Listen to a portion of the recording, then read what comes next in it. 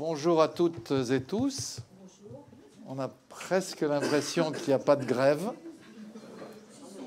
Oui, oui, je me doute qu'il y a la grève, mais bon, ça prouve le courage dont vous avez fait preuve pour pouvoir venir jusqu'ici à l'heure, en plus. C'est évidemment un grand paradoxe, au moins un, peut-être même plusieurs, quand on parle de la Turquie de Erdogan, dont je rappelle que l'EKP y est au pouvoir depuis 18 ans. C'est quand même un bail, 18 ans. D'un côté, on va en parler évidemment, surtout, une politique extérieure relativement agressive, comme le prouvent les interventions en Syrie et très récemment les premiers pas d'une intervention en Libye. Bref, on est quand même très loin du fameux zéro conflit avec les voisins qui était au cœur de la doctrine du ministre des Affaires étrangères Davutoglu à l'époque, où il œuvrait. Et puis de l'autre, quand même, qu'on ne peut pas oublier, cette gifle qu'a constitué pour le pouvoir l'échec des élections municipales de 2019 avec la perte d'Ankara, d'Istanbul, dont Erdogan a été maire, je le rappelle, d'Antalya, d'Adana. Enfin, est-ce qu'il y a un lien, au fond, c'est ça, moi, ma question personnelle, entre ces deux dimensions? Est-ce que la politique agressive à l'extérieur n'a pas à voir avec les difficultés rencontrées récemment à l'intérieur? Alors, nous avons, pour en parler, un des meilleurs spécialistes possibles, Jean Marcoux, qui est déjà intervenu à l'IREMO, qui est professeur à Sciences Po Grenoble, qui dirige le master Intégration et mutation en Méditerranée et au Moyen-Orient, qui est l'auteur, pour ce qui concerne la Turquie, de 20 ans de changement en Turquie, 1992-2012, à Paris, chez l'Harmattan, c'est ça, mais aussi à Istanbul. Le livre est publié par l'université de Galatasaray, hein, qui est un livre que vous avez écrit, que vous dirigez avec Füsun Türkmen, c'est ça, oui, hein.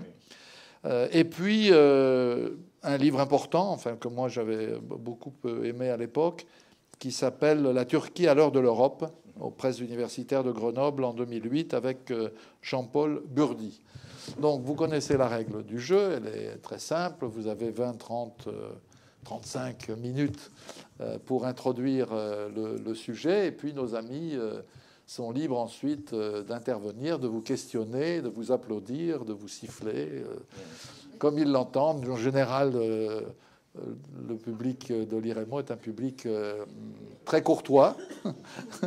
Voilà. Donc les risques sont quand même limités. Voilà. Plaisanterie à part, donc c'est à vous. Et vous avez donc une bonne demi-heure pour introduire le sujet. Merci, chers collègues. Merci de votre présentation et surtout merci à l'IREMO et merci à vous tous d'être ici aujourd'hui. Je suis très heureux de pouvoir effectivement débattre de cette question avec un public nombreux. Effectivement, vous rappeliez la complémentarité des enjeux internationaux, des enjeux domestiques. C'est souvent quelque chose que je rappelle dans mes enseignements à Sciences Po Grenoble aux étudiants, c'est quand on comprend mal finalement un phénomène international, il faut s'intéresser aussi aux phénomènes domestiques. Et on en a eu aussi l'illustration, je crois que pour comprendre la frappe sur Soleimani, général Soleimani, il y a quelques jours, il ne faut pas perdre de vue non plus ce qui se passe aux États-Unis, notamment la campagne électorale et l'impeachment. Et pour la Turquie, bien évidemment, la complémentarité est effectivement réelle. J'ai surtout prévu de parler des affaires internationales, mais bien évidemment, je parlerai abondamment, si ça vous intéresse aussi, des affaires intérieures.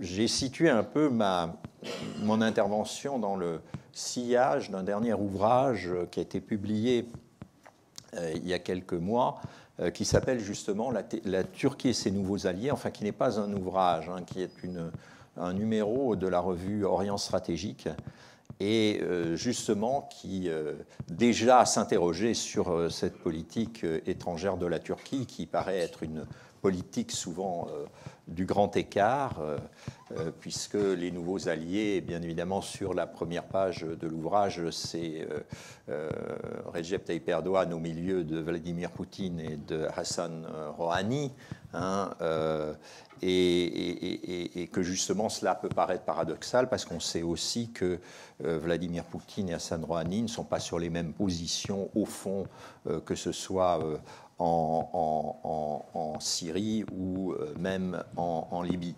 Et donc, de ce point de vue-là, il y a effectivement une grande interrogation sur la politique étrangère turque. Voilà. Alors, là, voilà. Je voudrais faire un petit rappel en introduction sur la politique étrangère turque. Rappeler politique de Mustafa Kemal Atatürk, Yurtasul, Cihandasul, vous voyez, un mot d'ordre qu'on voit encore sur beaucoup de monuments, qui était une politique d'indépendance nationale. Hein. Contrairement à ce qu'on dit souvent, on dit une politique pro-européenne, oui, pro-occidentale sur le plan domestique, mais sur le plan international, c'est une politique un petit peu non alignée avant la lettre, qui s'est aligné par la suite, notamment au moment, le grand tournant de la politique étrangère turque, républicaine, si j'ose dire, eh bien, c'est effectivement l'après-Deuxième Guerre mondiale, avec l'entrée dans le bloc occidental, le plan Marshall, la reconnaissance d'Israël, l'entrée dans les organisations européennes, que ce soit en tant que membre à part entière ou en tant que candidat, et donc un mouvement, justement, une Turquie qui était un peu avant-guerre auprès des non-alignés, qui aurait été un peu non-alignés avant la lettre, mais qui, au contraire, après la Deuxième Guerre mondiale, était à côté de ce mouvement, même hostile à ce mouvement des non-alignés. Par la suite, et pour faire très vite, il y a une évolution, bien évidemment, déjà dans le cadre de la fin du monde bipolaire, et puis qui s'ébauchait déjà avant même l'AKP, et puis à partir de 2002, une évolution, des changements peu visibles d'abord, mais par la suite assez visibles, et qui se sont vraiment confirmés avec, vous voyez ici, Ahmed Davutoglu, avec l'ancienne haute représentante européenne, et avec un leader justement du Golfe. Ahmed Davutoglu a développé effectivement cette politique connue pour être la politique du zéro problème avec nos voisins, qui était articulée sur une politique de bon voisinage, une frénésie médiatrice dans la région du Moyen-Orient, et une politique multidimensionnelle, parce que la Turquie a pris pied sur d'autres continents, en particulier l'Afrique. On dit qu'aujourd'hui, c'est devenu zéro voisin sans problème. Voilà, c'est plus exactement, comme disait un diplomate turc, la politique du zéro voisin avec nos problèmes. C'est un peu ça. Et effectivement, cette politique, elle a échoué avec... Au départ, elle a paru être confirmée par les printemps arabes. Je vous rappelle toute cette espèce de turcomania qui avait saisi un certain nombre de commentateurs, hein, qui parlaient du modèle turc au début des printemps arabes, mais ça a capoté, effectivement, avec la période post-printemps arabe, et notamment... dans le contexte. Je crois qu'il y a une date qui est assez importante, on va y revenir, c'est 2013, parce qu'en même temps, il y a des événements de Gezi, et en même temps que des événements de Gezi, il y a la fin de la révolution égyptienne, en tout cas la prise de pouvoir par Abdel Fattah al-Sisi, après un mouvement qui est particulièrement violent, qui est un coup d'État. Et Recep Tayyip Erdogan, d'ailleurs, va faire une sorte d'assimilation entre les deux situations, entre les gens qui manifestent contre lui à Istanbul et les gens qui manifestent en faveur de Sisi au Caire, en disant, vous voyez bien aujourd'hui comment se passent les coups d'État, ça se passe par des soulèvements, et donc les manifestants de Gezi sont en fait des putschistes. Et c'est le moment, effectivement, un tournant pour la politique étrangère turque, parce que finalement, c'est la fin de l'idylle, c'est la fin du zéro problème, c'est la fin du modèle turc.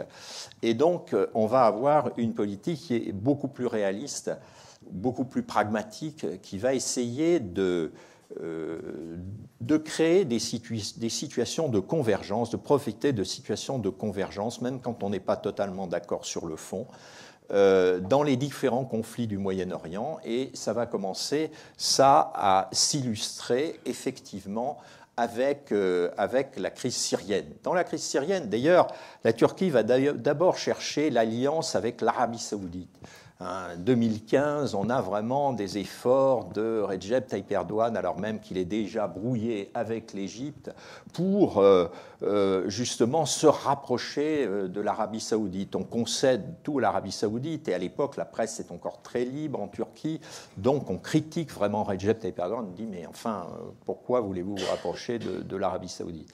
Et tout ça on va voir que ça va échouer finalement, avec notamment la crise qatari qui va révéler justement la complexité du jeu régional, et qui va montrer que finalement, dans la crise qatari, la Turquie se rapproche, soutenant son allié, le Qatar, se rapproche plutôt de l'Iran, et au contraire fait face, je dirais, à ce bloc de régimes sunnites conservateurs, notamment les pays du Golfe, et en particulier l'Arabie saoudite, les Émirats surtout, et puis bien évidemment l'Égypte. Et donc là, on se trouve, c'est le début, je dirais, de cette nouvelle phase de la politique étrangère turque, à laquelle on assiste actuellement, que j'appellerais un peu la politique du grand écart.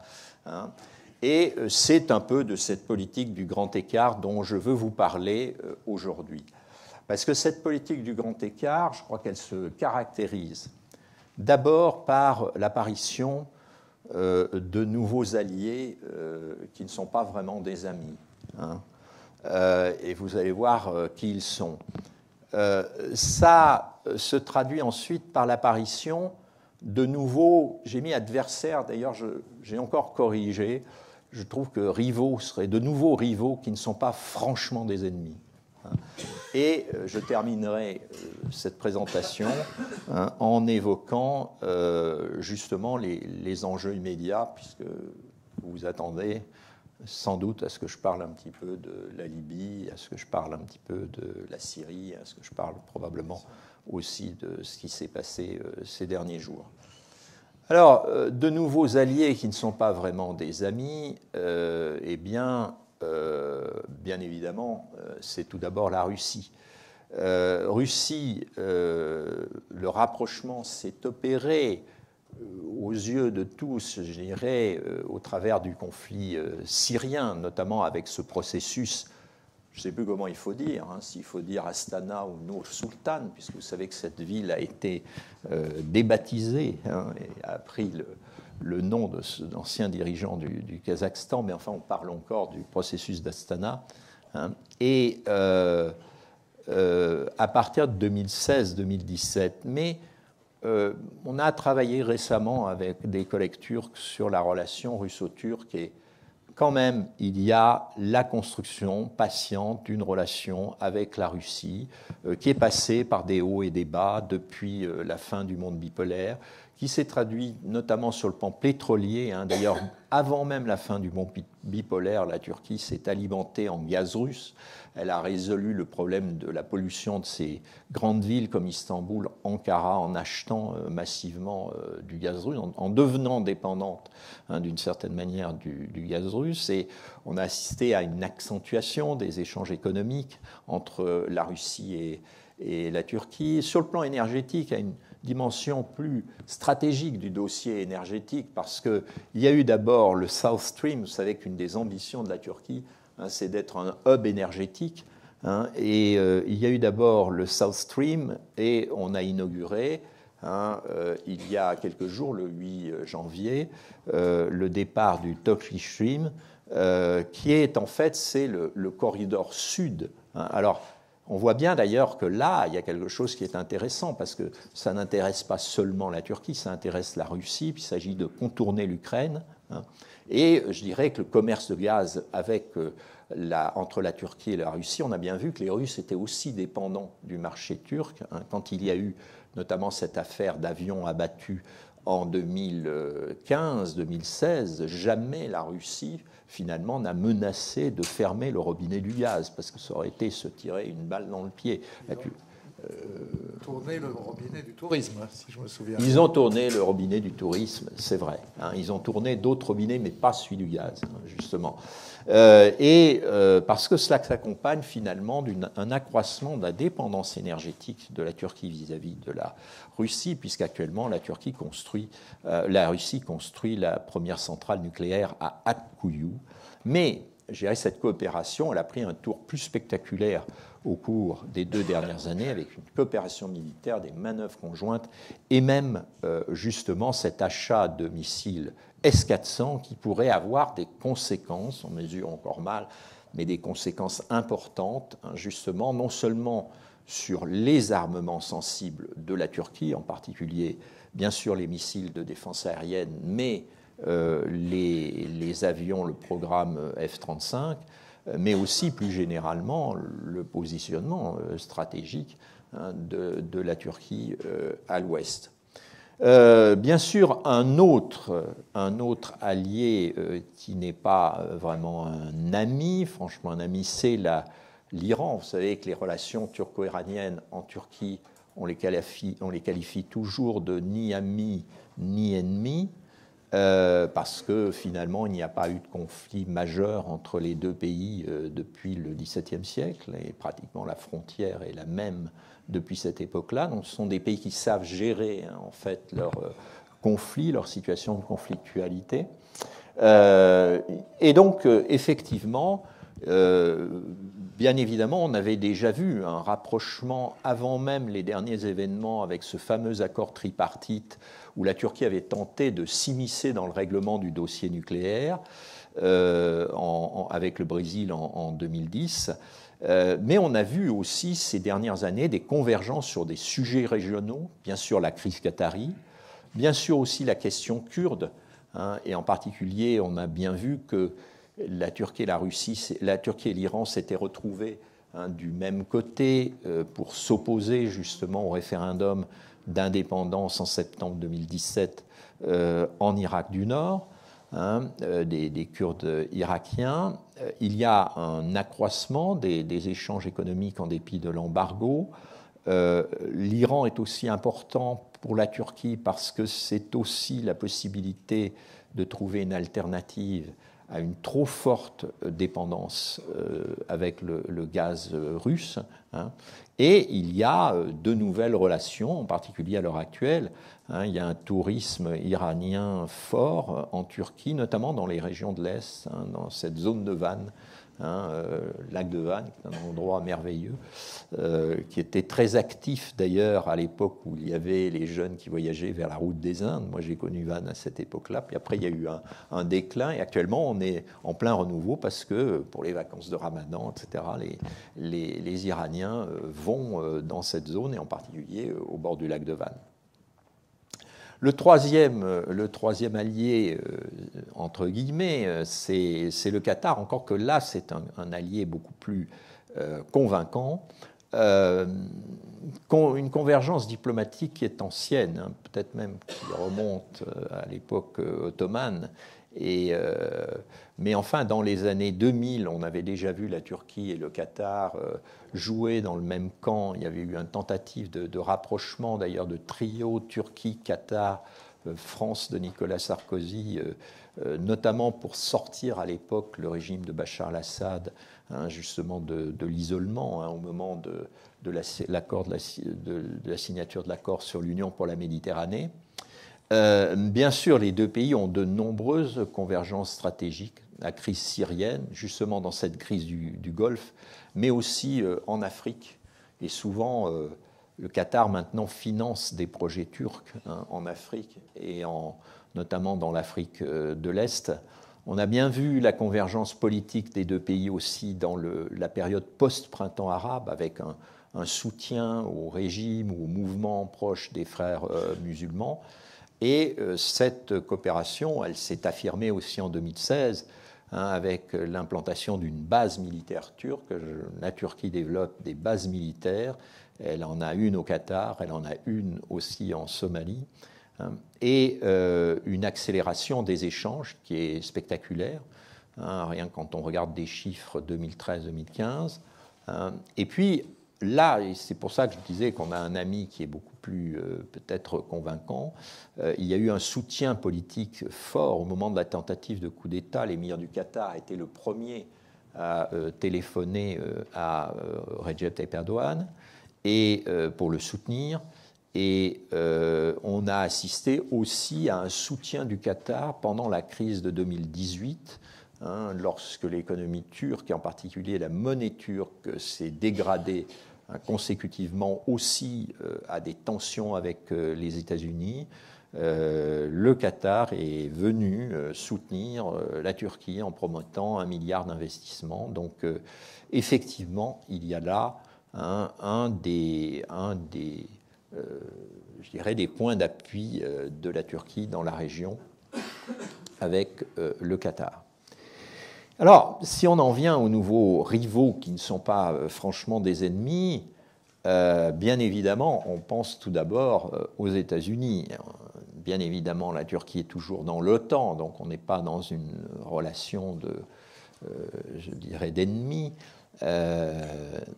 Et on a des convergences. D'ailleurs, ce qui est frappant, c'est qu'on est rival, alors même qu'on a des convergences sur le fond, des convergences en Syrie, des convergences en Libye. Ceci dit, quels sont les éléments de ce conflit? Bon, ce conflit était déjà latent à l'époque de George Bush. Enfin, il y avait une déception turque vis-à-vis des Américains. Je vous rappelle que, d'ailleurs, c'était déjà le Parlement turc, à l'époque de Erdogan, avait refusé le débarquement des troupes américaines en Turquie pour attaquer l'Irak par le nord. Et par la suite, je crois que pendant la période Obama, il y a eu finalement une certaine embellie au début de la période Obama, y compris parce que Barack Obama avait eu le privilège d'aller parler au Parlement turc au tout début de son mandat, où il avait dit la Turquie n'est pas, les États-Unis ne sont pas en conflit avec l'islam. Il avait même parlé au Parlement turc avant même son fameux discours du Caire, son fameux discours à l'université du Caire en 2009. Un mois avant, il était allé au Parlement turc. Mais je pense que Recep Tayyip Erdogan a été beaucoup déçu par la politique de Barack Obama, notamment en Syrie, accusant les États-Unis d'être littéralement, d'avoir laissé la Turquie aux prises avec le conflit syrien, avec le problème des réfugiés. Et bien sûr, la situation s'est avivée encore lorsque les Kurdes syriens sont entrés en scène dans le conflit véritablement, parce qu'une grande partie du positionnement de la Turquie en Syrie se comprend justement au travers de la volonté d'éviter la création d'une zone autonome kurde dans le nord de la Syrie. On a ce paradoxe d'ailleurs que la Turquie a accepté finalement la création d'un gouvernement régional en Irak du Nord, qui est une sorte de quasi-État, alors même qu'elle refuse justement finalement la création d'une zone comparable en Syrie, pour différentes raisons. Je pourrais y revenir pour essayer de comprendre cette position. Alors bien évidemment, il y a des conflits politiques intérieurs, là aussi, qu'il ne faut pas négliger. La position ambiguë des États-Unis vis-à-vis du coup d'État, le refus d'extradition de Fethullah Gülen, et puis un certain nombre de zizanies judiciaires sur l'Albank. Un dirigeant de l'Albank a été détenu pendant près de 3 ans aux États-Unis pour atteinte à l'embargo sur l'Iran. Il y a eu cette affaire du pasteur Bronson qui avait été arrêté au moment du coup d'État, accusé d'être complice de Gülen. Et il y a toujours l'affaire Metin Topuz, qui est un salarié, un employé turc du consulat général des États-Unis à Istanbul, qui à l'heure actuelle toujours a été libéré puis réarrêté. Et il y a toujours une pression qui est maintenue dans cette affaire.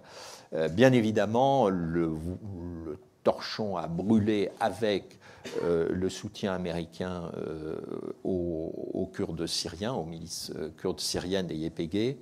Et il y a bien évidemment les derniers développements, le règlement du dossier nucléaire iranien. Et c'est vrai que les États-Unis ont, d'une certaine manière, à partir de ce moment-là, poussé dehors la Turquie du jeu moyen-oriental. Après ce refus de soutien aux Kurdes, il y a eu une sorte de mise à l'écart de ce partenaire turc. Et ça s'est traduit justement par un règlement du dossier nucléaire sans la Turquie et par une sorte de ressentiment de la Turquie à l'égard des États-Unis, qui s'est traduite, on va le voir, par un retour, au contraire, de la Turquie dans le conflit syrien, mais cette fois, d'une certaine manière, aux côtés de la Russie. Alors, bien évidemment, vous doutez que les S-400 n'ont pas amélioré les relations turco-américaines, et cette mauvaise relation turco-américaine se double justement de mauvaises relations avec les Européens, avec de très nombreux accrochages diplomatiques depuis 2014-2015, avec des relations difficiles actuellement avec la France, qui tiennent à la question kurde, qui tiennent à la question chypriote, qui tiennent aussi à l'heure actuelle à ce dossier Eurosam. La Turquie essayait de développer son propre système de missiles de défense avec le soutien d'Eurosam, et semble-t-il, les derniers rumeurs laissent entendre qu'il y aurait des conflits entre la France et la Turquie sur le sujet.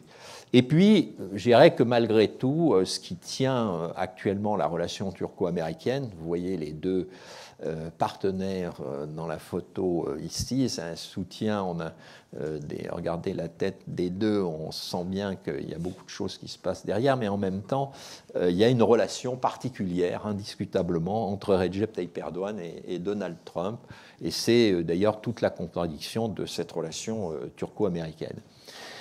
Relation difficile aussi avec, à nouveau difficile avec le monde arabe. La politique du zéro problème, avait été décrite comme une politique de réconciliation de la Turquie avec le monde arabe.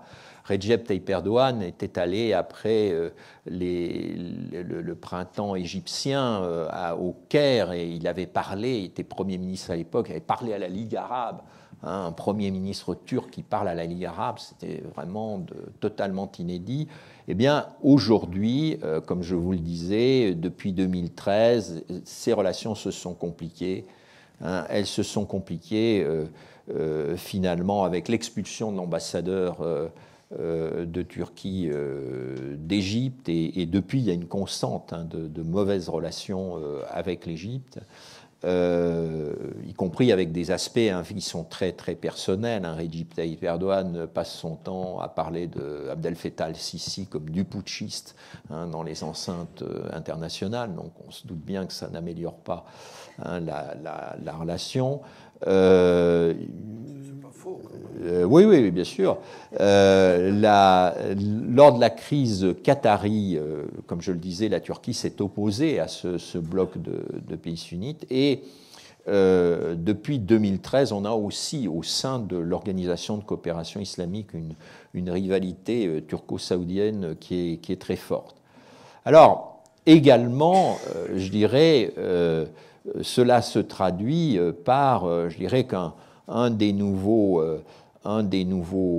rivales, c'est aussi, parmi les nouveaux rivaux, en tout cas, il y a la Grèce et Chypre, voire même Israël derrière.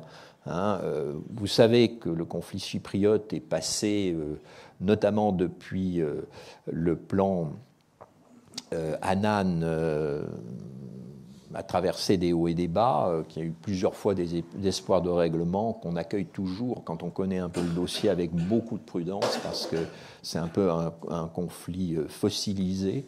Bien évidemment, les migrations également ont été un sujet de conflit entre la Grèce et la Turquie, pas seulement depuis la crise syrienne, mais déjà auparavant, sur notamment les accords migratoires. Dans le cas de l'Union européenne, il y avait une situation difficile. Et bien évidemment, ce qui avive à l'heure actuelle la relation entre la Grèce, Chypre et la Turquie, c'est la question de l'exploitation des ressources pétrolières et gazières en Méditerranée orientale. La Turquie, vous le savez, depuis quelques mois a lancé des forages au large de Chypre, ce qui a occasionné des sanctions de l'Union européenne. Et la Turquie ne cesse de dire qu'elle défendra les droits des Turcs chypriotes en Méditerranée orientale. Donc il y a un jeu là qui est extrêmement important, et il est difficile de comprendre d'ailleurs le dossier libyen si on ne comprend pas avant ce dossier en Méditerranée orientale, parce que le dossier libyen, vous savez que c'est un accord maritime, de partage maritime entre la Turquie et la Libye, et que bien évidemment cet accord de partage maritime, il vise justement à intervenir dans le cadre du dossier chypriote. Et je dirais que le dernier événement important, ça a été la signature le 2 janvier. Alors on voit bien d'ailleurs que les deux pôles se répondent, parce qu'il y a eu la signature le 2 janvier 2001 de cet accord pour le gazoduc EastMed, entre Israël, Chypre et la Grèce, et on a cette photo de 3 dirigeants chypriotes, grecs et israéliens, mais on a eu un peu la réponse le 8 janvier avec l'ouverture du Turkish Stream, montrant que la Turquie est toujours un hub énergétique, et là on s'était même arrangé pour qu'il y ait 5 dirigeants sur la photo, pas seulement finalement Recep Tayyip Erdogan et Vladimir Poutine, mais également 4 dirigeants, également le dirigeant serbe et le dirigeant bulgare qui sont impliqués dans le South Stream. Alors, bien évidemment, tout ça nous amène, je crois, à des dossiers qui sont très immédiats. Tout d'abord, dossier immédiat, c'est l'implication finalement de l'implication militaire de la Turquie en Syrie. Comme vous le rappeliez, politique relativement agressive, et politique qui tranche justement qui a tranché, maintenant qui ne tranche plus parce qu'on commence à y être habitué, mais qui a en 2015-16 vraiment tranché avec un peu la culture des diplomates turcs, qui étaient un peu quand même restés par certains côtés kémalistes, c'est-à-dire on ne s'occupe pas des affaires extérieures, on essaye de ne pas s'impliquer dans les affaires extérieures. Et finalement, 3 interventions militaires en 3 ans, l'opération bouclier de l'Euphrate, sur la rive ouest de l'Euphrate, à Jarablus, l'opération à Afrin en 2018, et l'opération, il y a 2 mois, Source de paix, cette fois carrément sur la rive orientale de l'Euphrate, véritablement dans la zone kurde. Donc, tout ça a amené en réalité à la création d'une sorte de zone turque dans le nord de la Syrie, qui va de la rive orientale jusqu'à Afrin, qui est importante. Et bien évidemment, la Turquie explique qu'elle n'a pas de prétention territoriale sur la Syrie, mais ce qui est assez impressionnant, c'est qu'elle s'implique. Il y a quelque chose d'intéressant, c'est que ce sont des préfets qui ont été nommés dans la zone pour administrer les zones. Donc il y a un équipement, on développe les réseaux, on essaye de montrer que l'avenue de la Turquie est positive, parce qu'il y a les postes qui refonctionnent, on veut même développer une université, etc. Donc il y a effectivement, on a l'impression que la Turquie s'est installée, et pour un certain temps. Avec cette volonté, bien sûr, d'empêcher, je crois que ce qui a guidé toutes les opérations. D'ailleurs, il y a une sorte de gradation, parce qu'en 2016, les troupes turques n'avaient pas été vraiment au contact des milices kurdes. Elles étaient au contact de Daesh qui occupait la zone. Mais en fait, si la Turquie attaquait cette zone occupée par Daesh, c'est parce que Daesh était en perte de vitesse, et c'était pour éviter que finalement les milices kurdes ne viennent se positionner sur des territoires évacués par Daesh. Donc je crois que cette obsession kurde, elle a toujours été justement dans la stratégie de Kurde. Alors, à partir de 2018, bien sûr, parce que là, 2018-2019, on en a des opérations qui sont directement opposées au contact finalement des milices kurdes. Donc c'est une position qui est bien sûr complexe par rapport aux États-Unis, parce que bien qu'étant finalement ayant donné l'impression de soutenir les mêmes positions en Syrie, en réalité, on s'aperçoit que la Turquie et les États-Unis se mènent une guerre intestine, et que, je disais tout à l'heure, il y a eu cette volonté un petit peu, après le refus de s'investir aux côtés des Kurdes, de soutenir finalement, d'évacuer un peu la Turquie du conflit syrien, mais il y a eu un retour je crois que par ces interventions militaires, c'est le grand retour finalement de la Turquie dans le conflit syrien, et ce qu'on observe alors, c'est manifestement une volonté de la Turquie de sortir les États-Unis finalement du conflit syrien. Alors, soit, comme à l'époque d'Obama, alors même qu'ils avaient envie malgré tout de rester, soit en les encourageant à partir à l'époque avec Donald Trump.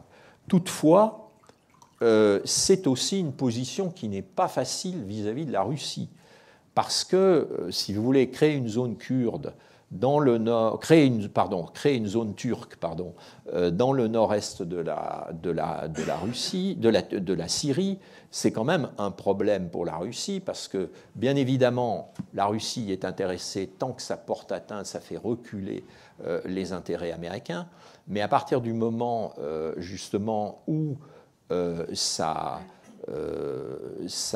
s'éternise, l'intérêt de la Russie, c'est de rétablir le régime syrien. Et donc, de ce point de vue-là, c'est de faire comprendre à la Turquie qu'il faudra partir. D'ailleurs, peu après l'intervention d'Afrin, la Russie avait dit à la Turquie, maintenant, vous allez pouvoir rendre ces territoires. Et bien évidemment, ce n'est pas tout à fait ce que la Turquie avait compris dans l'affaire. Et donc, on voit justement cette position difficile à l'heure actuelle à Idlib, puisque les troupes turques sont en interposition à Idlib dans le cadre des accords d'Astana, et qu'elles sont souvent, à l'heure actuelle, le régime est en train de donner l'assaut à Idlib progressivement, et une des peurs, bien sûr, de la Turquie, c'est des conséquences migratoires que pourrait avoir cette attaque sur Idlib. Et ça concerne ces conséquences migratoires. Je vous tends une perche, non seulement ça concerne les affaires internationales, mais ça concerne les affaires intérieures, parce que c'est un des grands problèmes, justement, de Recep Tayyip Erdogan, y compris les problèmes électoraux qu'il peut avoir, découlent aussi de ces questions migratoires. Implication dans le conflit libyen, bien évidemment, avec cet accord maritime turco-libyen qui a surpris tout le monde, contre justement ses adversaires, comme je le disais tout à l'heure, en Méditerranée orientale, c'est-à-dire Grèce, Chypre, Israël, l'Égypte, mais aussi contre ses adversaires arabes, l'Égypte, l'Arabie saoudite, les Émirats arabes unis, qui soutiennent effectivement non pas le gouvernement de Tripoli, mais le gouvernement du général Haftar, et déploiement de troupes en Libye, positionnement, alors c'est vrai, contre son allié russe, mais depuis, il y a eu la rencontre à Istanbul, et d'une certaine manière, on a l'impression que la Turquie et la Russie sont en train de nous jouer une partition Astana en Libye, c'est-à-dire en ne soutenant pas les mêmes partenaires, mais en même temps en jouant les médiateurs.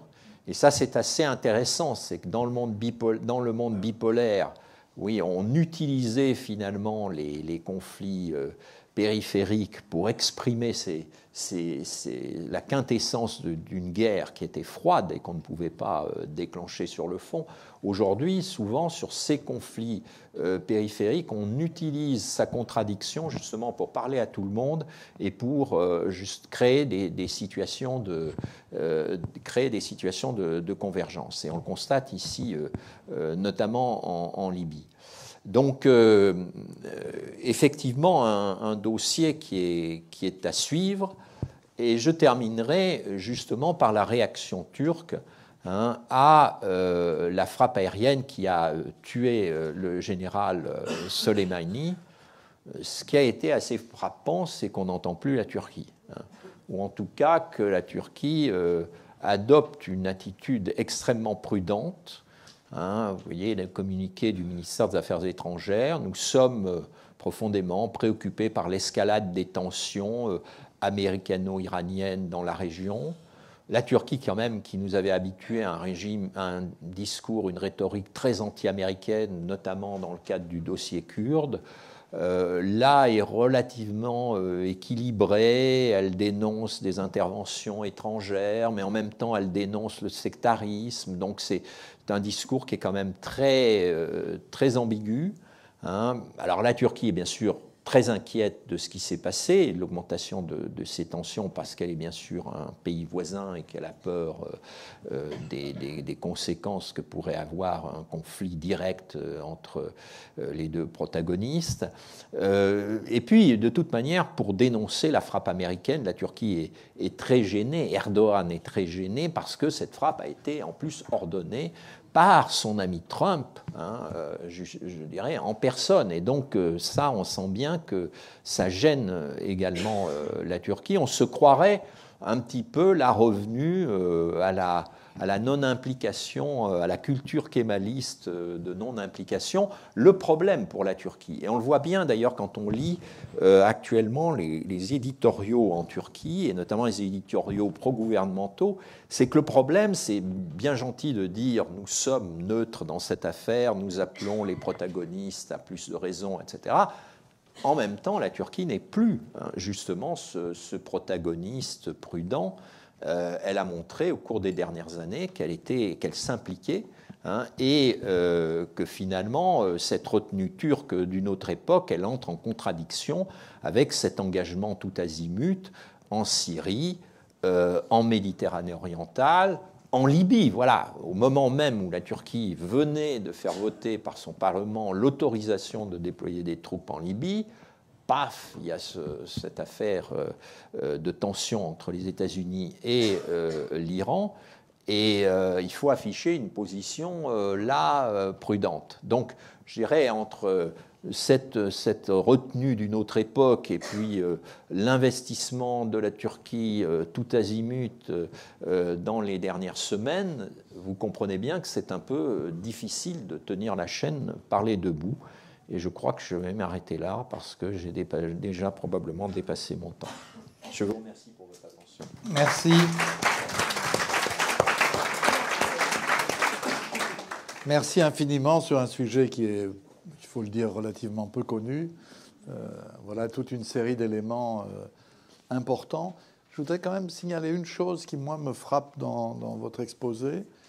On est vraiment loin de la guerre froide, quoi. Parce que la période de la guerre froide, c'est une période d'alliance ou d'hostilité nette, où on est d'accord ou pas d'accord.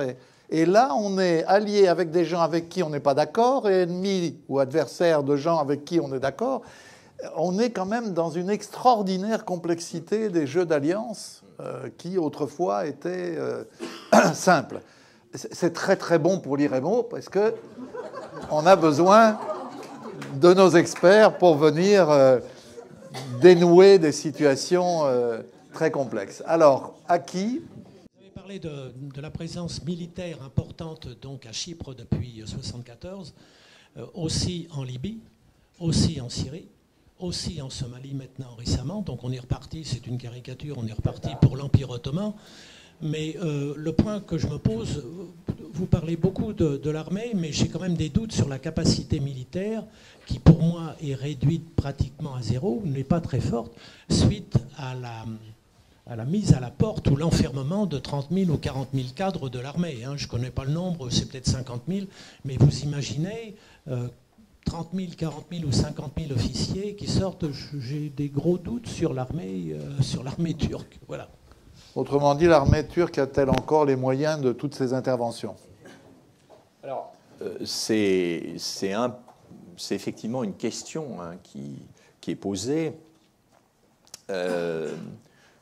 y compris d'ailleurs, on a bien senti qu'il y avait une gêne du gouvernement, parce que quand on regarde les implications militaires, elles sont survenues après le coup d'État, la tentative de coup d'État de 2016, les implications en Syrie. Alors, je crois que c'est un vrai problème, y compris parce que je dirais que les militaires qui avaient été impliqués dans le coup, et notamment beaucoup de ceux qui ont été limogés, voire traduits en justice, sont des gens qui travaillaient dans des secteurs sensibles, notamment l'aviation. Donc, effectivement, il y a eu indiscutablement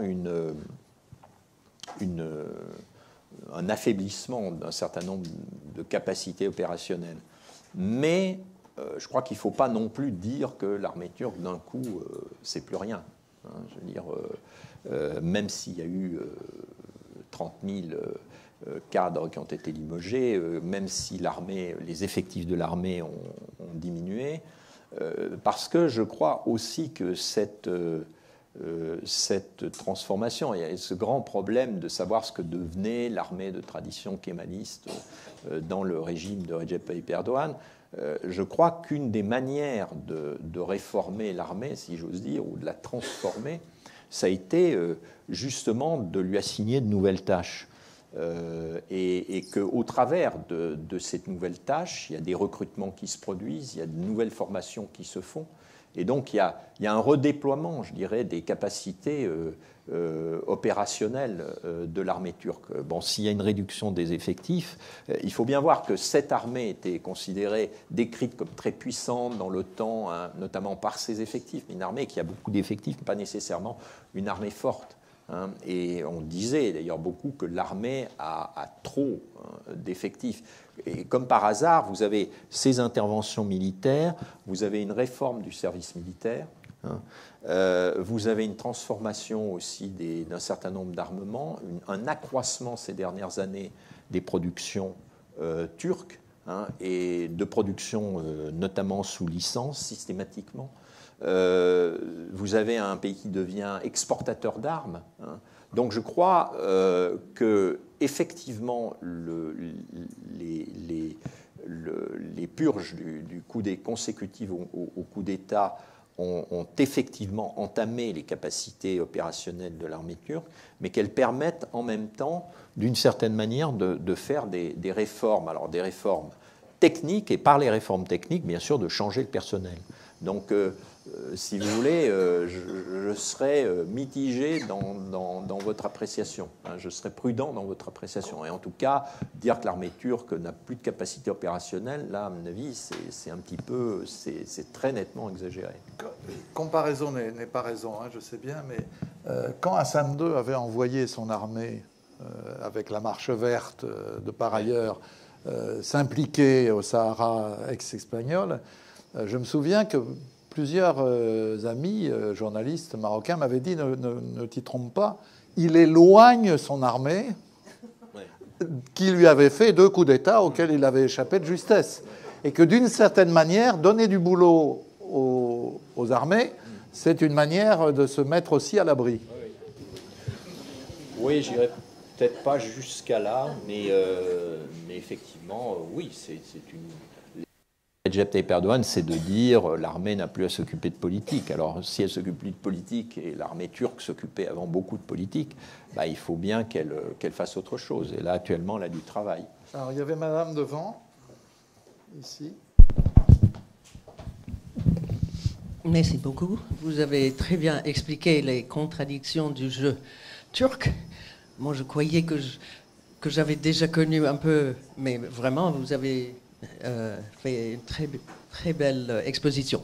Ma question concerne la vision qu'a la Turquie maintenant, Erdogan, sur l'avenir, c'est-à-dire les prochaines 10 années, et surtout par rapport aux pays de l'Europe.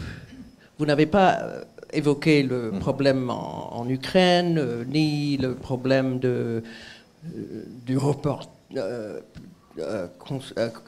report de la question de l'intégration à l'Union européenne, mais tous les pays européens sont impliqués au Moyen-Orient aussi, et en Libye aussi. Donc voilà, c'est ma question, un peu la vision de l'avenir et la question de l'Europe. Merci. Alors, vous dites les pays européens sont impliqués.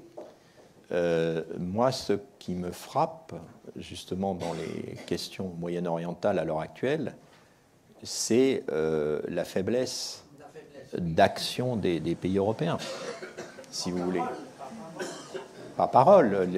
Quand vous regardez ce qui s'est passé justement avec l'offensive militaire, oui, un certain nombre de pays ont parlé même parfois de manière très incisive, mais on a l'impression que finalement la position américaine bloquait finalement tous ces pays. Regardez ce qui s'est passé avec l'affaire Soleimani. Finalement, aujourd'hui, tout le monde dit bon, finalement, on ne va pas pleurer, etc. En d'autres temps, je pense qu'un pays comme la France, notamment, aurait peut-être pris des positions plus fortes quand on songe à effectivement la politique arabe. Et aujourd'hui, on a l'impression que c'est même pas parce que ces pays ne le veulent pas, on a l'impression qu'ils n'ont plus finalement la capacité de s'exprimer, qui ne sont plus vraiment en mesure de peser sur les affaires, sur les dossiers, d'intervenir, de s'impliquer dans les dossiers moyen-orientaux. Donc moi, c'est plutôt ce qui me frappe, et je pense que la Turquie l'a mesuré tout à fait. Son partenaire avec les Occidentaux en matière militaire, en matière syrienne, c'est finalement d'abord les États-Unis, la Russie, donc l'Iran ou des puissances régionales, mais ce n'est plus vraiment la France, ce n'est plus vraiment le Royaume-Uni ou même l'Allemagne. Alors, par contre, je pense que l'Union européenne reste un partenaire très important pour la Turquie en matière économique, parce que les Européens restent un investisseur majeur, parce que c'est par l'Union européenne, par les programmes européens que la Turquie, notamment, a développé une économie ouverte, a réformé son système bancaire. Bon, on ne voit pas tout ça, mais ça, quand vous vivez en Turquie, moi j'ai vécu le système bancaire turc avant coopération européenne, et puis ça a été des changements énormes. Et donc tout ça, effectivement, la Turquie y tient. Elle n'a pas d'ailleurs ouvertement, alors qu'elle aurait pu le faire, abandonné sa candidature avec l'Union européenne. Elle continue à formellement déclarer qu'elle est candidate. Elle a même fait récemment une réforme du pouvoir judiciaire, notamment pour dire à l'Union européenne, vous voyez, on est toujours dans la course et maintenant il faut avancer, etc. Et quand il y a eu les nouvelles institutions mises en place, elle s'est précipitée pour dire qu'elle était toujours candidate, etc. Mais je pense que sur le fond, sur ce qui est du hard power, l'Union européenne finalement pèse peu, et que la Turquie ne la voit pas vraiment comme un partenaire véritablement majeur. Alors, quant aux conflits qui existent en Europe orientale, en particulier en Ukraine, il faut savoir que la Turquie a de bonnes relations avec l'Ukraine, qu'elle n'a jamais admis, bien qu'elle vienne de signer un accord d'ailleurs de gazoduc, et on est toujours dans la contradiction permanente qui va contourner l'Ukraine, donc qui est très défavorable à l'Ukraine. Elle n'a jamais admis non plus l'annexion de la Crimée.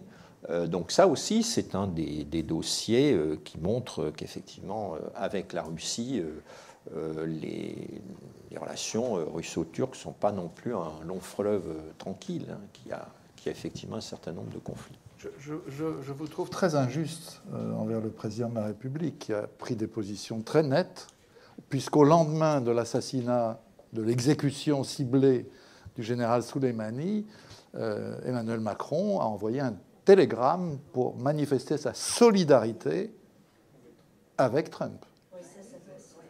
Au moment même où Mme Merkel et même M. Johnson manifestaient leur désagrément. Donc il est très net, Macron. Il est du côté de Trump. Ça a surpris, enfin, je ne sais pas vous, mais moi, ça m'a beaucoup surpris. Hein. Personnellement, on était quand même... c'est un crime de guerre.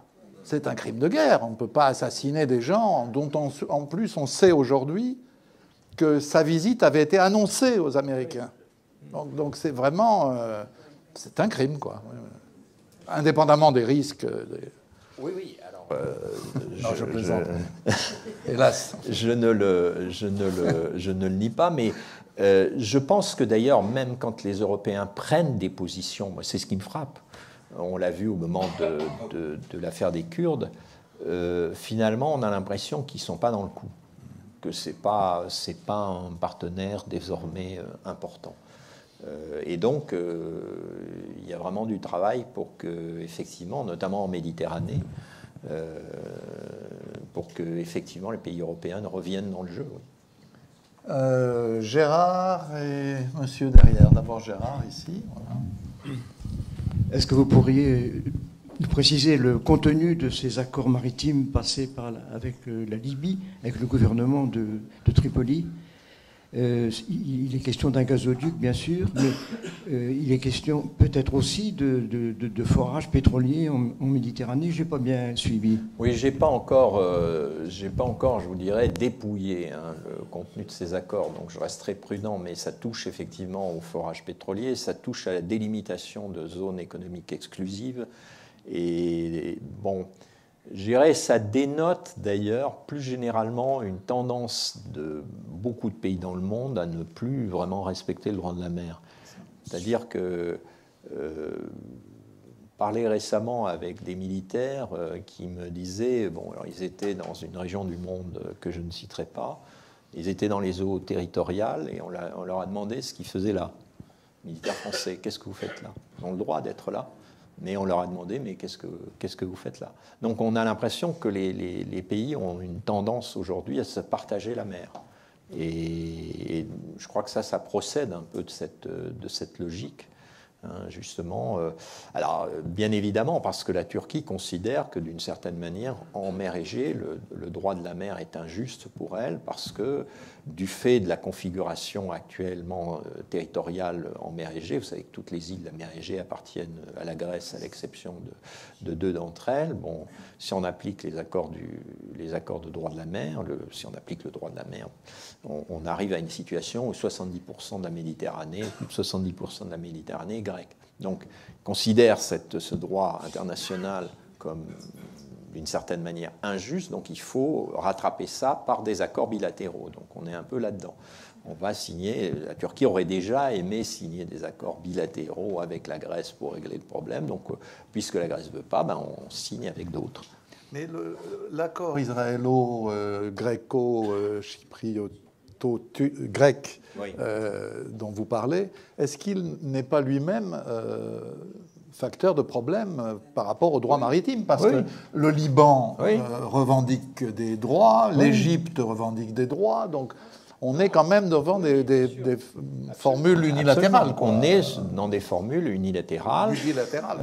Et on est dans le rapport de force. Je crois qu'en Méditerranée, on est dans le rapport de force. On a cet accord East-Med qui contre, d'une certaine manière, l'accord maritime turco-libyen. On a, comme je vous le disais, cette réunion de sommet de 5 pays, Italie, France. Je ne sais pas si je l'ai signalé, d'ailleurs, cet accord, ce sommet, l'accord maritime a été dénoncé, justement, comme nul et non avenu par un sommet qui s'est tenu au Caire le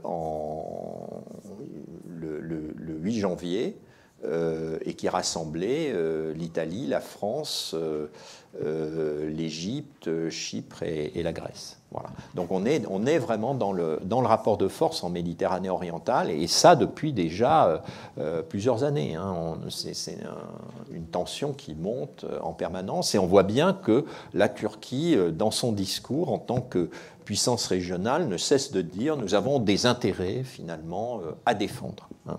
Et on voit bien que ces intérêts vont au-delà même des stricts intérêts des Chypriotes turcs. C'est un peu la position régionale de la Turquie dans la zone. Monsieur, derrière, là-bas. Merci. On va rester dans la Méditerranée. Quels sont les enjeux de la Turquie dans le bassin méditerranéen?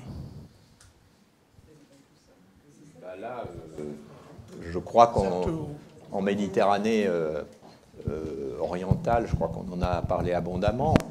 Maintenant, si c'est plus large sur le bassin méditerranéen, c'est vrai que la Turquie a un rapport un peu particulier avec la Méditerranée, parce que c'est un pays indiscutablement méditerranéen, qui a une façade sur la mer Égée et sur la mer Méditerranée qui est très importante, qui contrôle des détroits entre la Méditerranée et la mer Noire, avec une petite mer intérieure de la Méditerranée d'ailleurs qui s'appelle la mer de Marmara. Mais son rapport à la Méditerranée, justement, est un peu bloqué par cette situation en Méditerranée orientale, et même cette situation en mer Égée, où finalement on a l'impression qu'elle est de l'autre côté de la mer Égée. En réalité, la Grèce est le long de ses côtes en mer Égée. Donc son rapport avec la Méditerranée est ambigu, hein, de ce point de vue-là, et difficile, hein, politiquement, territorialement, même culturellement, parce que c'est un pays, l'imaginaire turc n'est pas un imaginaire tellement méditerranéen. Hein, finalement, la Turquie est arrivée, ne fait pas partie à l'origine des civilisations méditerranéennes. Donc, quand on dit la Turquie méditerranéenne, on l'a vu au moment de l'Union pour la Méditerranée. Hein, à l'époque, d'ailleurs, l'Union pour la Méditerranée, la Turquie le ressentait très mal, parce qu'elle disait on n'a pas envie, nous, ce qu'on veut, c'est rentrer dans l'Union européenne, c'est pas rentrer dans une Union méditerranéenne. Et par ailleurs, cette affaire d'Union pour la Méditerranée apparaissait un petit peu comme une sorte de cheval de Troie pour empêcher justement une intégration dans l'Union européenne. Donc les relations, cette idée d'intégration dans un ensemble méditerranéen n'a jamais été tellement la tasse de thé de la Turquie. Ceci dit, ce qui est intéressant, et un peu encore pour revenir à l'accord, ce qui est intéressant, c'est que justement dans les déclarations de l'accord, la Turquie rappelait, hein, que finalement elle avait l'une des plus grandes façades méditerranéennes, hein, justement des pays riverains. Hein. Donc cette dimension méditerranéenne, et la Turquie puissance méditerranéenne, c'est peut-être quelque chose qu'elle est en train de construire à l'heure actuelle. Et en tout cas, à partir du moment où elle s'intéresse justement à des relations directes avec la Libye, où elle passe cet accord, on voit bien qu'il y a un peu cette idée de sortir un peu de cet enclavement de la mer Égée dans laquelle elle se trouvait, mer Égée-Chypre, pour jouer un rôle de puissance beaucoup plus important. D'autres questions, monsieur et monsieur?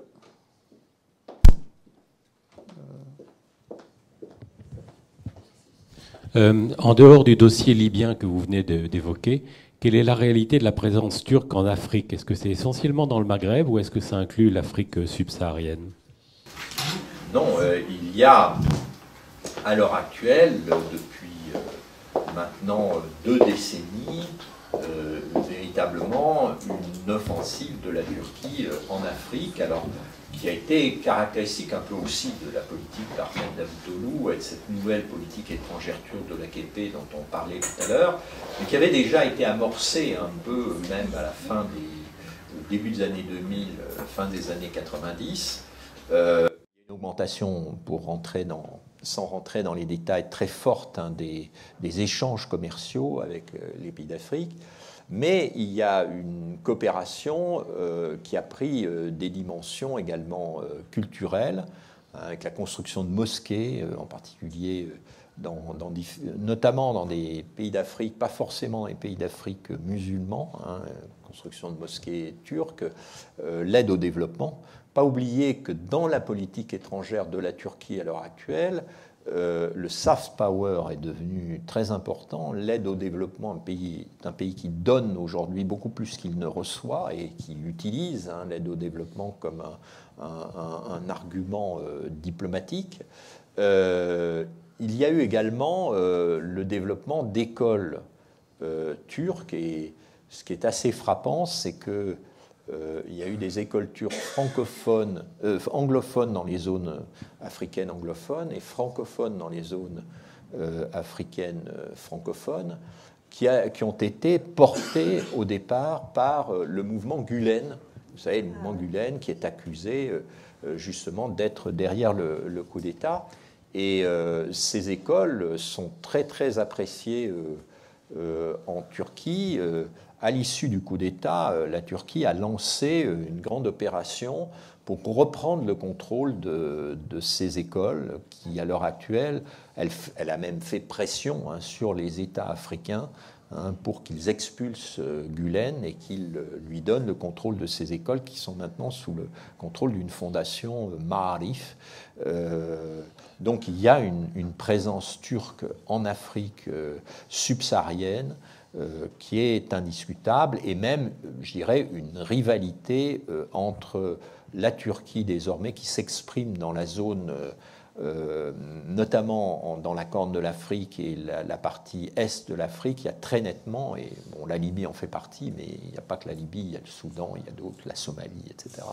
Le terrain d'un affrontement et d'une rivalité entre la Turquie et les pays arabes conservateurs, notamment, vous imaginez bien que l'Égypte, voyant la Turquie s'implanter et en Libye et au Soudan, récemment, avant le coup d'État au Soudan, non seulement la Turquie développait ses relations avec le Soudan, mais était prévu, avec l'appui du Qatar d'ailleurs, le réaménagement du port d'où les pèlerins africains partaient à l'époque de l'Empire ottoman pour la Mecque. Donc tout ça, l'Égypte comprenait bien que donc il y a une rivalité entre les pays arabes conservateurs et la Turquie en Afrique, et développement également impressionnant de la compagnie Turkish Airlines, qui est devenue une des grandes compagnies africaines. Par parenthèse, peut-être faut-il dire que Gülen n'a pas toujours été un ennemi de Erdogan. Ah oui, bien sûr. Mais c'est très peu connu en France, Gülen. Non, ça a été vraiment le marchepied notamment de la prise de contrôle de l'administration, de la formation de cadres. Oui, ça, bien évidemment. Et notamment, Gülen a joué un rôle très important en politique étrangère, notamment au travers de ces écoles Gülen, pas seulement en Afrique, mais auparavant, le banc d'essai, ça avait été l'Asie centrale. Mais l'Afrique, et je me trouvais il y a quelques années dans une session de formation de hauts fonctionnaires africains, et je me disais, tu vas être un peu la pièce rapportée, parce qu'on m'avait demandé de parler des politiques étrangères au Moyen-Orient, et en particulier des politiques étrangères turques, et quand j'ai parlé de politique africaine et des écoles turques, je me suis aperçu que tous mes interlocuteurs avaient leurs enfants dans les écoles Gülen, et donc c'était... Ici, monsieur. Merci.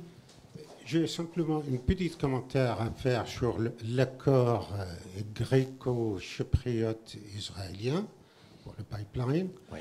Et ensuite, une question sur l'intervention turque en Syrie. En Syrie. En Syrie. D'abord, pour ce commentaire-là, en fait, c'est un accord tout simplement diplomatique, si vous voulez, ce n'est pas un accord industriel. Parce que le projet tel qu'il est présenté avec sa capacité, il ne sera jamais rentable. C'est un projet qui coûte à peu près 12 milliards de dollars. C'est le coût exactement du projet Nord Stream 2 qui fournit à l'Europe 6 fois plus de gaz. 6 fois plus. Donc, ce projet-là ne sera jamais rentable. De toute façon, il est tué dans l'œuf avec le projet Turkish Stream. La Russie va fournir 15 milliards de mètres cubes à l'Europe du Sud, à travers la Turquie, C'est un projet qui pourra être augmenté à 30 milliards, c'est-à-dire 3 fois plus la capacité de la pipe de la Méditerranée qui est projetée par la Grèce, Israël et tout ça.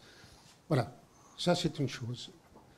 Deuxième chose, pour l'intervention de la Turquie en Syrie. Qu'est-ce que la Turquie a d'autre choix dans cette affaire-là? Vous avez un pays qui est complètement détruit aujourd'hui, qui est en fait, vous avez des dizaines de milliers d'Iraniens avec l'air affidés en Syrie, vous avez des Russes, vous avez les djihadistes qui sont venus de partout dans le monde, le pays est détruit, et vous avez 800 kilomètres de frontière avec la Syrie, avec un problème kurde. Et le Kurde essayait par tous les moyens de prendre toutes les zones tout le long de la frontière, à partir de Karachok, ou d'où, si vous voulez, dans l'Est, jusqu'à Idlib, ou jusqu'à Afrin, en Syrie. Alors, est-ce que la Turquie, en fait, peut rester simplement tranquille dans cette affaire-là? Ensuite, l'intervention sur le plan militaire turc en Syrie ne coûte pas très cher parce qu'en fait, les militaires turcs ne sont pas coupés de leurs arrières. Ils sont en contact direct avec la Turquie. Ils ont simplement fait une incursion en Syrie de quelques kilomètres. Oui. Oui, alors sur le commentaire sur l'Eaststream, l'EastMed, pardon, pas l'Eaststream. Effectivement, il y a, comme je le disais, beaucoup d'affichage politique dans cette affaire.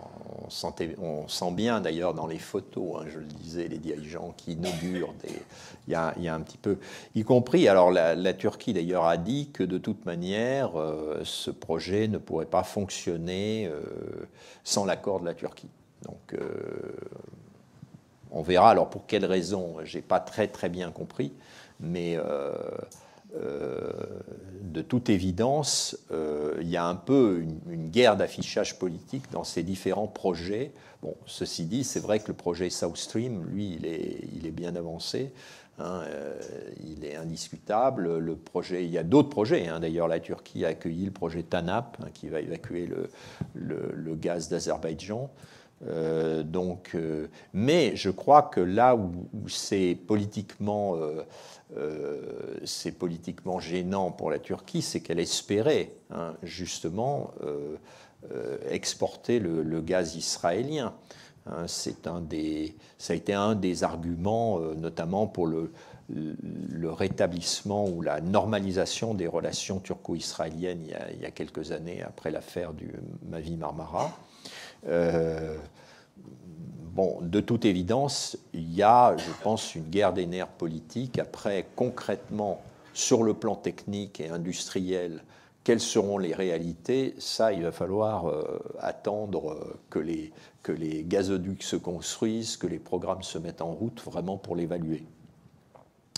En ce qui concerne la Syrie, je pense que votre approche est intéressante. C'est celle que j'utilisais souvent pour aborder, hein, il y a quelques années, le conflit syrien vu de Turquie.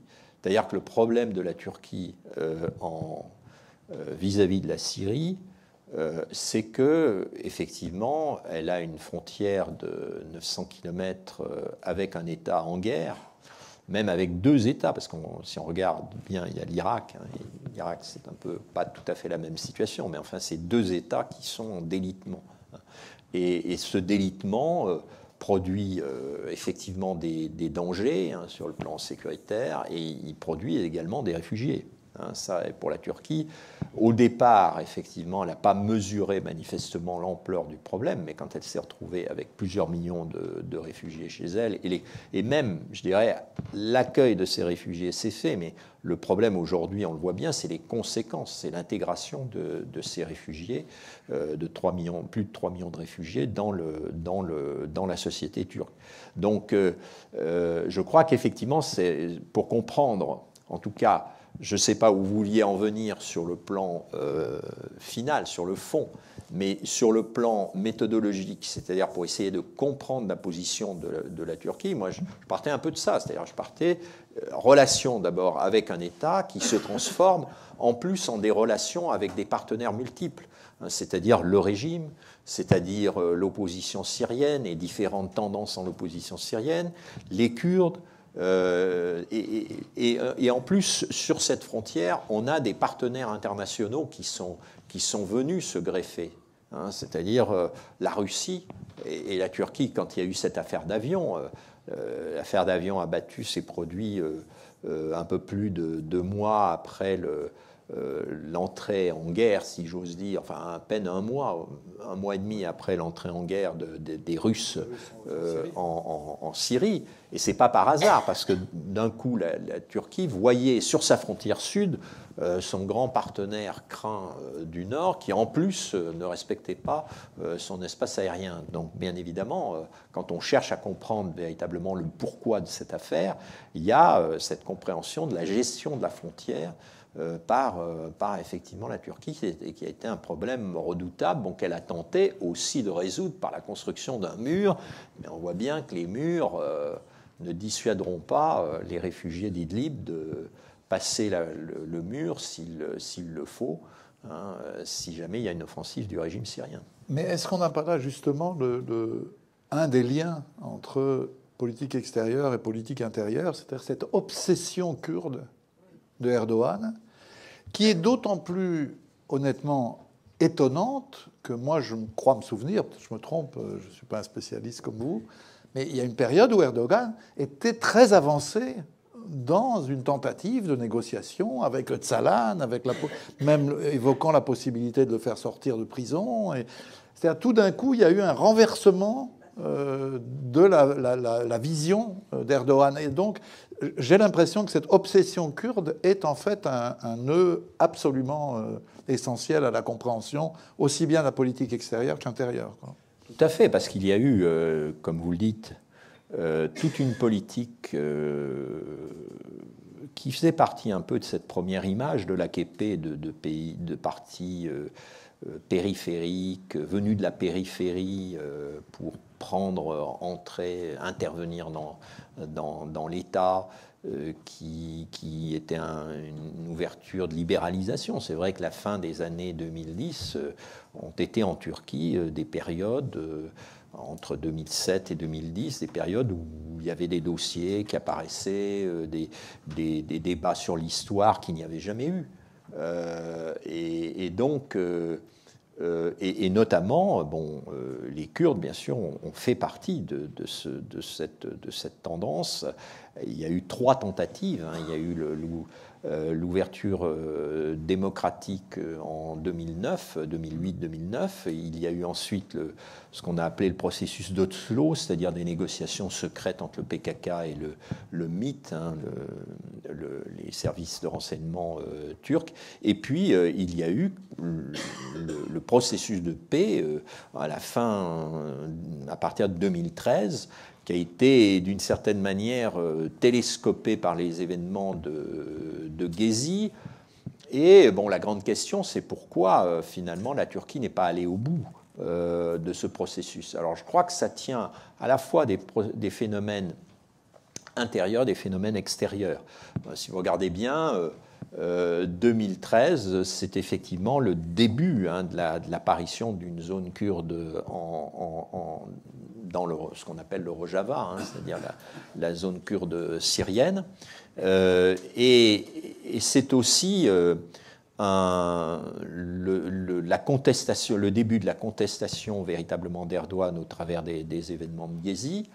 Et pour Erdogan, il y a donc une sorte de phénomène de réduction finalement de la base électorale de l'AKP. Pour Erdogan, il y avait un petit peu 2 cartes. Il pouvait jouer 2 cartes parce qu'il fallait qu'il s'allie avec quelqu'un pour élargir sa base électorale. Et finalement, à partir de 2007-2008, on a vu qu'il y avait un petit peu 2 cartes à jouer. C'était soit de s'allier finalement aux nationalistes, mais à ce moment-là, il ne fallait pas mener de politique d'ouverture kurde, soit au contraire de s'allier aux Kurdes. Et lors de l'ouverture kurde, d'ailleurs, les nationalistes qui étaient alors dans l'opposition critiquaient et même condamnaient Erdogan en disant ce processus finalement de paix des Kurdes vient en réalité avec le projet d'Erdogan de créer un régime présidentiel, parce qu'un régime présidentiel, c'est comme les Américains, c'est un régime fédéral. Donc en fait, ce que prépare Erdogan, c'est accorder une certaine autonomie aux Kurdes pour pouvoir avoir le soutien des Kurdes pour changer la constitution et créer un régime présidentiel. Donc si vous voulez, les événements importants justement de la question kurde dans le débat national. Et puis surtout, à partir de 2015, il y a surtout la montée en force du HDP, du parti kurde, qui devient le troisième parti en Turquie. Et c'est lui qui empêche en 2015 Recep Tayyip Erdogan d'avoir une majorité absolue. Le premier revers électoral grave d'Erdogan en 2015, c'est lorsqu'il a perdu sa majorité absolue en juin 2015. Comment il l'a regagné? Il l'a regagné justement par la fin du processus de paix, par une accentuation finalement de ce nationalisme, par une dégradation intérieure de la situation, donc un péril de sécurité qui a fait qu'en novembre, il a récupéré sa majorité absolue. Et parallèlement, bien évidemment, quand on regarde ce qui se passait au niveau international, en 2012-2013, effectivement, les milieux gouvernementaux étaient parfois inquiets du développement des Kurdes en Syrie, mais il y a eu aussi des contacts. Le dirigeant à l'époque du PYD est venu plusieurs fois en 2013-2014, alors pas accueilli officiellement, mais accueilli officieusement, mais enfin tout le monde en a parlé, la presse en a parlé, et certains disaient va se créer en Syrie finalement le même phénomène qu'en Irak, c'est-à-dire que la Turquie va avoir une relation avec une zone kurde. C'est d'ailleurs la carte aussi que jouaient les Kurdes à l'époque en Syrie. Leur idée, c'était d'établir des relations avec la Turquie comparables aux relations qu'a établies Erbil avec la Turquie. Donc, et à l'époque, on voit bien qu'il y avait deux tendances au ministère des Affaires étrangères et que Ahmed Davutoglu était plutôt sur cette tendance. Et il y a eu un événement alors qui était très très ambigu au début de l'année 2015, justement là où la Turquie est intervenue par la suite à lancer sa première intervention militaire. Il y avait une enclave turque qui abritait en fait la tombe d'un des fondateurs de la dynastie ottomane, Süleyman Shah. Et cette enclave découlait en fait des accords entre la France et la Turquie au moment du mandat. Cette enclave a été protégée par l'armée turque jusqu'au début de l'année 2015, mais elle s'est retrouvée cernée par des troupes de Daesh. Et en février 2015, la Turquie a décidé d'évacuer l'enclave avec la tombe pour la réimplanter sur la frontière. Et donc, elle a lancé, c'était très nouveau à l'époque, parce que on n'avait pas encore eu d'intervention militaire. Elle est rentrée en Syrie avec les protestations du régime syrien qui pourtant ne contrôlait plus la zone. Et elle est allée récupérer la tombe, elle l'a ramenée. Et à l'époque, les YPG et les Kurdes syriens ont dit « Nous avons protégé le passage de l'armée turque ».